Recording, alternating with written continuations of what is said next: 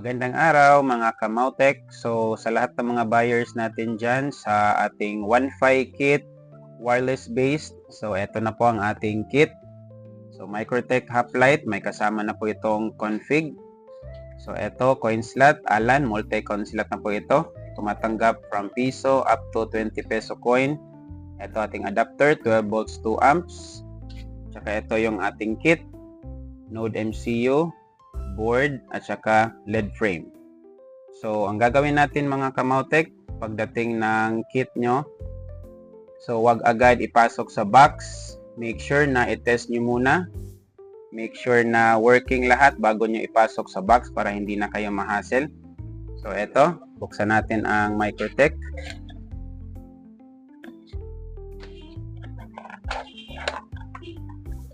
Also mga Kamautek, part sa inyong preparation, make sure na meron kayong access point. Any access point will do. Pwedeng indoor access point, pwede din yung indoor access point. So turn on muna natin to, yung Microtech. So ayan, naka-turn on na siya. Balikan natin yan mamaya. Tapos tanggalin natin yung coin slot. So ito yung coin slot.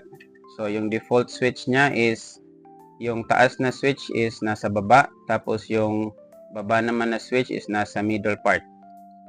So ito, insert natin yung cables niya. So itong maliit na cable is para to sa set pin.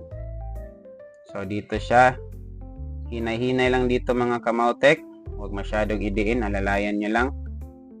So ayan, pasok na siya. Tapos ito sa coin slot. So yung red cable, which is 12 volts, nasa taas siya. Okay, so napasok na siya mga Kamautek. Next natin is i-on natin yung kit since na-on na natin yung Microtech kanina. Also, make sure na meron kayong extension wire sa inyo. So, i-on natin yung kit. And then, mag-prepare din kayo ng coins. So, meron ako dito piso, 5 piso, 10, at saka 20. So, ngayon, pwede na nating isaksak ang ating access point. So, yung gamit ko pala na access point is ganito mga Kamautek, Mercosis. Indoor access point lang yung gamit ko. So, ito yung cable niya. Insert natin yung cable. Pili lang kayo, pwedeng sa antenna 1 or antenna 2. So for this testing, antenna 1 natin ipasok yung ating testing na access point. At saka mag-prepare din kayo ng isang cable mga Kamautek from your ISP. So ito yung cable ko galing sa aking Globe router. So saksak natin siya sa internet. Okay, so ayan. Turn on ko pala muna yung aking access point. Tapos, antayin lang natin mga Kamautek na mag-boot yung access point. Pag naging okay na yung access point mga Kamautek, make sure na yung ports dito is may ilaw na siya. Kasi pag walang ilaw, meaning wala siyang sakto na contact. So, dapat may ilaw na yung ISP port at saka yung antenna port. So, ayan, pwede na tayo mag-testing. Kuha tayo ng isang testing cellphone.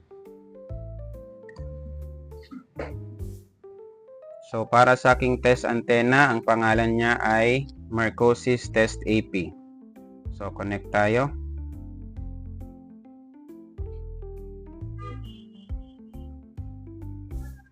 So, parang hindi ata na-close yung time kanina kasi nag-testing ako. So, punta na lang tayo sa portal 10.0.0.1.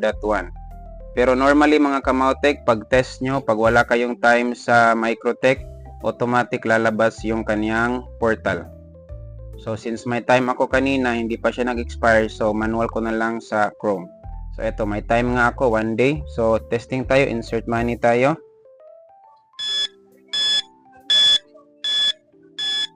Okay, so maghulog tayo ng coins, piso.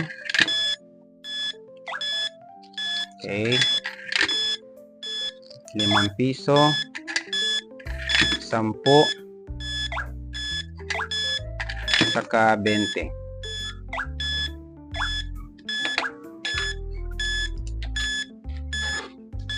Okay, so tama naman yung credits niya. So then paying lang tayo and then open lang tayo ng YouTube. Check lang natin kung meron na bang internet ang ating system. So make sure na gagawin nyo to mga Kamautek. Test nyo muna bago nyo ipasok sa box. Kasi yung iba medyo excited, pinapasok agad sa box. Tapos after that meron pa palang issue. So medyo hassle na siya. So ito random video lang, quick video lang. Okay, so working na to mga Kamautek kasi ma-block tayo sa Facebook. May violation pag matagal yung video sa YouTube. So okay na, working na mga Kamautek. Ganyan lang po kadali ang ating kit. God bless po at sa mga gusto mag-order, PM lang po kayo. Maraming salamat.